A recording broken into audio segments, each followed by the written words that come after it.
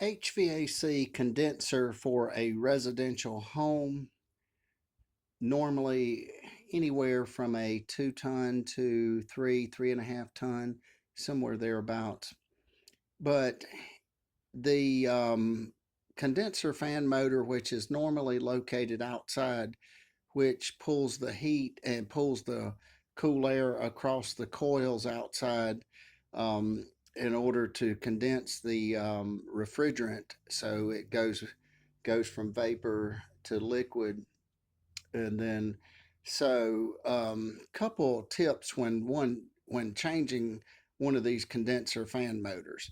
One is when one pulls it out on this side, on the top side, this side will be attached to a grate, the grill looking thing. And so by these bolts here, and be careful when you do this. And again, when you tighten and loosen these up, when you tighten these up, snug them up, but don't over tighten them. If you do, you're going to crack this thing under here.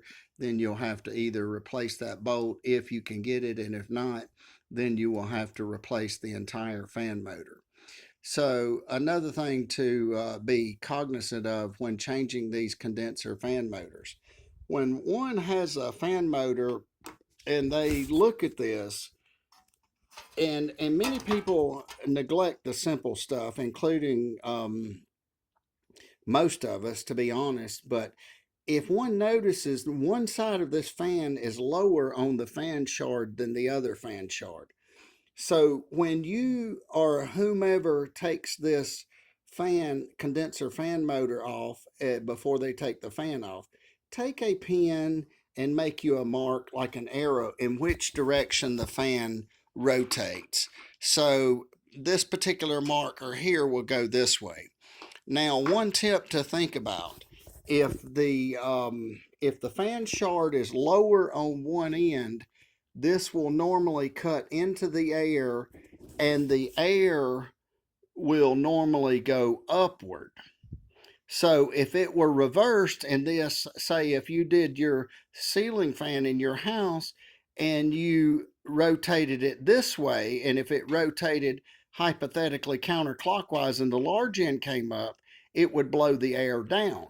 This would be counterintuitive to what you're trying to achieve in the HVAC industry. Now, on your ceiling fan in your house, you may, at one season, may decide to spin it one way or another way. But when the large end is up and you cut it, the air will go down. But in this HVAC condenser outside, we need the air to come up. So it pulls the air through the condenser, and then when one puts their hand on top of the condenser, you feel the warm air, say, about a foot away, or if you took a piece of paper, you should see it flopping. Another tipster here: be sure to keep your bushes, your azaleas, your dogwoods cut back and allow plenty of room around the condenser outside. Do not stifle it, because it does need airflow. So this fan will rotate. It will pull the air through the coils and cool the lines, so the refrigerant can go from vapor back to liquid, and then it goes through a 360-degree cycle throughout the entire system. But keep in mind, when you take this off, it's not a bad idea to put a pin and put an arrow in which direction it goes. Another thing, when putting these on, measure your thing and actually put you a mark under here, so you know where your fan goes, about where it's at. So once the fan is on, you know how far to go up. Then spin it without electricity, by all means. Spin it to make sure it's not hitting or obstructing anything, sort of like a tire hitting the wheel well of a rim. Make sure the fan shard is freely spinning. Then when one attaches the grill back onto the condenser fan motor, take maybe a pencil or something, set it down in there, and maybe put one bolt or just enough to hold it, and without any electricity, and say a wooden pencil, and spin it to make sure it's spinning freely, to make sure it's not hitting anything.